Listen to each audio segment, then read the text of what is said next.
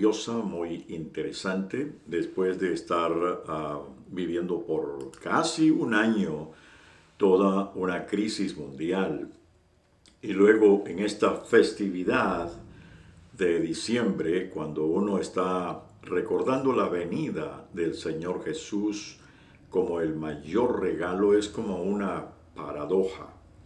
¿Cómo mezclamos una cosa con la otra? Bien, no era distinto en el tiempo cuando Jesús vino. Había mucha desesperanza, había mucha inquietud, había una crisis de fe, una crisis de esperanza y una crisis de amor. Y en eso vino Él para aumentar nuestra fe, para traernos esperanza y para mostrarnos el gran amor de Dios que nos ha rescatado. Y quiero compartir en esta ocasión el tema bondad igual agradecimiento y adoración o indiferencia igual contristamiento y depresión.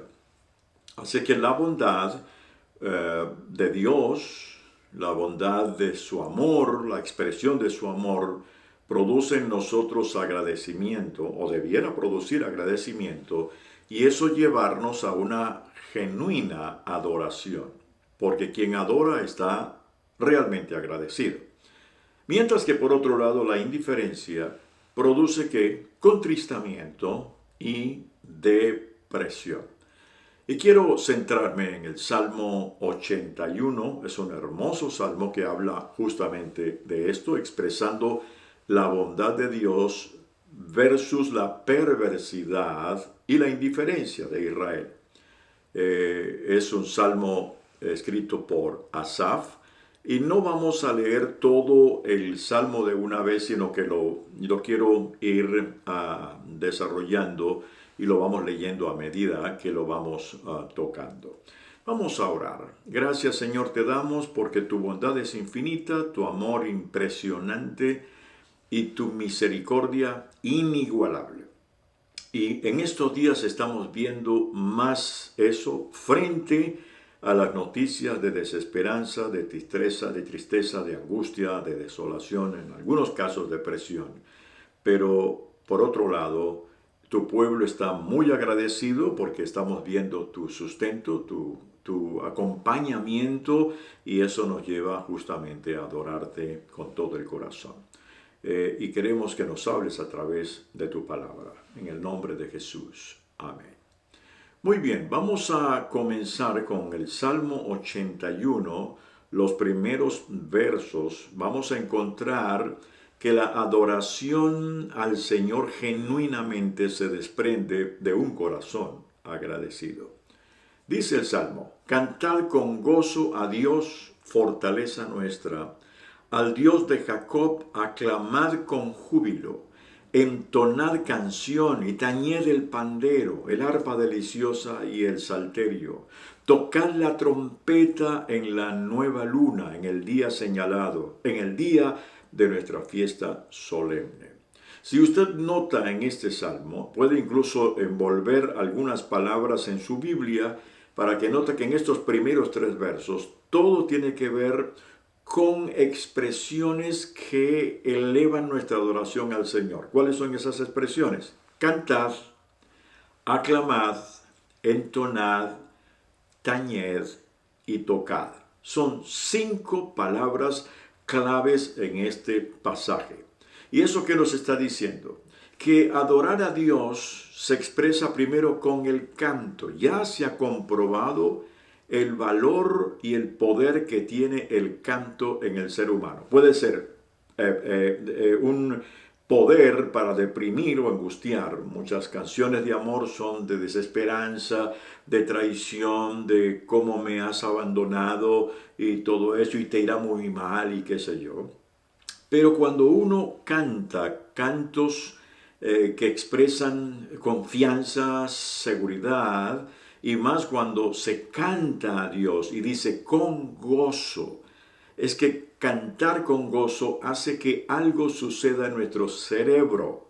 El cantar con gozo hace que las neuronas de nuestro cerebro se enciendan como estrellas de Navidad y tratan de como salirse del cerebro. Eso lo han encontrado la neurociencia en los últimos 10 años, para conectarse con alguien afuera. ¿Con quién? Con Dios. ¿Por qué? Porque Él es nuestra fortaleza. En medio de la prueba, en medio de la dificultad, en medio de las situaciones, Él sigue siendo nuestra fortaleza. No son las noticias que oímos. Y a ese Dios de Jacob no solamente hay que cantar, sino aclamar con júbilo. El aclamar, ¿qué significa? El levantar la voz, diciendo, bravo, ahí viene el rey, Hosana, el que viene, Él es el Salvador. Es cuando saco toda mi fuerza interna y la expreso con júbilo. Como mucha gente hace con artistas, con políticos, pero aquí en este caso es con Dios, y luego vuelve otra vez a insistir, entonar canción, entonar tiene que ver con que esté a tono, que sea armonioso, que sea dulce.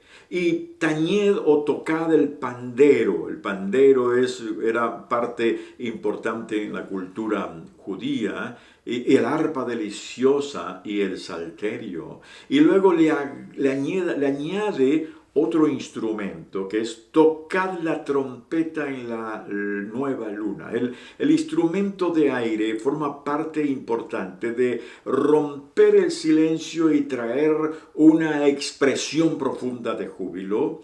En el pueblo de Israel era el shofar, pero luego después David integró otros instrumentos, en este caso la trompeta, y dice en el día señalado, en el día de nuestra fiesta solemne.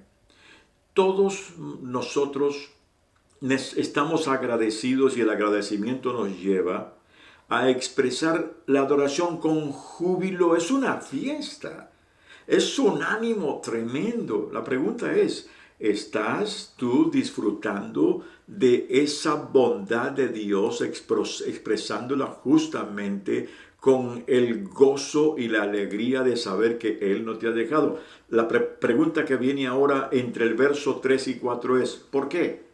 O sea, ¿por qué hay que cantar, aclamar? ¿Por qué hay que entonar? ¿Por qué hay que tañer el pandero? ¿Por qué tocar la trompeta? ¿Hay alguna razón? ¿Por qué? Y el Salmo lo dice, porque estatuto es de Israel.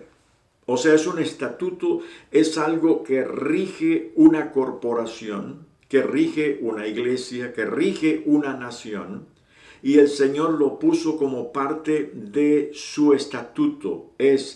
Hay que entrar en fiesta con Dios porque es un estatuto, pero también es una ordenanza. El verso 4 dice, porque estatuto es de Israel. Déjenme leer los versos 4 al 7, que es el segundo párrafo del Salmo 81. Dice, porque estatuto es de Israel, ordenanza del Dios de Jacob. Lo constituyó como testimonio en José cuando salió por la tierra de Egipto. Oí lenguaje que no entendía. Aparté su hombro de debajo de la carga, sus manos fueron descargadas de los cestos. En la calamidad clamaste y yo te libré. Te respondí en lo secreto del trueno y te probé junto a aguas de Meriba. Aquí las palabras claves, ¿cuáles son? Estatuto, ordenanza, testimonio, apartar, manos descargadas. En la calamidad clamaste, te respondí y te probé. Esa es la línea que va siguiendo del verso 4 al versículo 7. Estatuto porque forma parte del reglamento de una nación o de una institución. Ordenanza porque es lo que pone orden dentro de un mundo lleno de confusión. Testimonio porque es una manera de testificar en medio de la alabanza. Damos testimonio, estaba en prueba, abandonado, olvidado, y Dios vino. Y es un testimonio de cómo el pueblo de Israel salió de Egipto. En el caso nuestro, salimos de un Egipto espiritual. Estábamos metidos en un mundo lleno de confusión, y de allí Dios nos sacó. Así es que la adoración es un producto del agradecimiento por la liberación que el Señor nos ha dado. Y dice, oí un lenguaje que no entendía, porque en medio del canto puede ser que en algún momento uno solamente tararea o uno solamente hace murmullo en adoración y ese no se entiende, pero sí se expresa. Y es una manera, como dice el apóstol Pablo, ¿cómo hemos de pedir? No lo sabemos, pero el Espíritu Santo gemirá con gemidos indecibles, o sea que no se pueden entender, pero que el Espíritu Santo se conecta con el Padre. ¿Y por qué eso? Porque Él apartó nuestro hombro de debajo de la carga. Nuestra vida tenía una profunda carga: pecado, desolación, soledad, tristeza, depresión, angustia. Y Él vino y sacó esa carga diciendo, no fuiste hecho para llevar esas cargas, fuiste hecho para tener una vida ligera. Eso tiene que llevarnos a un profundo agradecimiento. Y sus manos fueron descargadas de los cestos. O sea, ya teníamos hasta cestos en la cabeza. Cuando uno va, por ejemplo, a Guatemala, uno nota cómo las mujeres indígenas tienen cestos llenos de verduras. Ellas caminan así y de todas maneras tienen que estar cuidando y enderezando. Él dice, sus manos ya no tuvieron que cuidar de cestos. Y en medio de la calamidad, ¿calamidad? Sí. Calamidad como la que se está viviendo hoy en el mundo. Es una calamidad que todo el mundo esté siendo sacudido. Pero siempre ha habido calamidades. Y siempre habrá calamidades, porque Jesús dijo, en el mundo tendréis aflicción, mas yo he vencido el mundo. Pero Él dice, en la calamidad clamaste y yo te libré. Te respondí en lo secreto del trueno. Sí. ¿Eso qué quiere decir? Aun cuando el mundo está turbulento, aun cuando todo se sacude, allí en lo secreto del trueno, en lo secreto del ruido, en lo secreto de las malas noticias, en lo secreto de los temores que nos rodean, Dios responde. Siempre no hay una tempestad que no tenga el secreto de Dios escondido. Así que nosotros, en medio de las pruebas y de las luchas que hacemos, voy a tratar de encontrar el secreto de Dios en medio del trueno. Y dice, te probé junto a las aguas de Meriba. La palabra probar, ¿qué es lo que significa la palabra probar? No está diciendo que Dios nos prueba para saber qué tiene mi hijo, qué tiene mi hija, tiene fe en mí o no la tiene. Él lo sabe. Él no necesita probarnos para saber. Las pruebas no son para Dios. Las pruebas son para que nosotros nos demos cuenta, en medio de una prueba y de una angustia, que ya Dios nos preparó para eso. Que ya Dios sembró elementos vitales. Y cuando paso la prueba, entonces digo, oh, yo no sabía que podía. Un día el Señor Jesús le dijo a Pedro, ay, Pedro, Satanás te ha pedido para zarandearos como a trigo. ¿Qué es ese zarandeo? Era la acción que hacían los campesinos en el tiempo antiguo y también aún hoy, que cuando recolectaban el trigo, luego lo majaban para quitarle la cáscara y después cernían así hacia el aire, tiraban el grano para que el viento se llevara el cascajo, las conchitas y quedara el puro trigo. Dice, Satanás te ha pedido para zarandearos como a trigo. La palabra zarandear tiene dos implicaciones. Una en la perspectiva satánica, dos en la perspectiva divina. En la perspectiva satánica es, déjame probarlo. En otras palabras, Satanás tuvo que pedir permiso. Eso es, el enemigo ha pedido para zarandearte. Eso me da satisfacción saber que el enemigo no puede hacer nada conmigo sin pedir permiso al Padre. Pero la intención del enemigo al zarandearnos, ¿cuál es? Es destruirnos. Pero zarandeo para Dios es otra cosa. Es tirarlo hacia arriba para que bote lo que no sirve. Está diciendo, ¿cómo no? Puedes zarandearlo. Por dentro diría Dios, crees que lo vas a acabar. Lo que no sabes es que yo lo voy a purificar. Entonces, zarandear, dice, Satanás te ha pedido para zarandearos como a trigo. Mas yo he pedido al Padre Note que dice, no dice, yo he pedido al Padre que no los zarandees. No, dijo, yo he pedido al Padre que tu fe no falte.